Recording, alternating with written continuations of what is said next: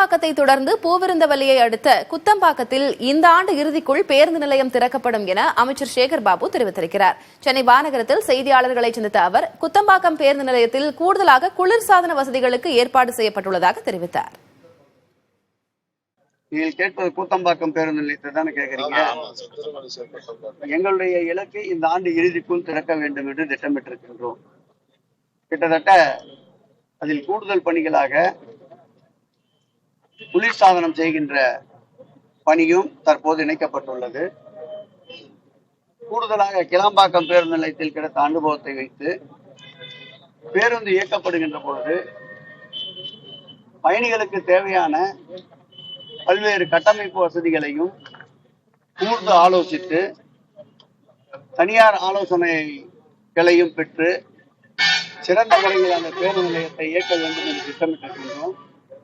இந்த ஆண்டு இறுதிக்குள் இயக்குவதற்குண்டான நடவடிக்கைகளை மேலும் விரைவுபடுத்துவோம்.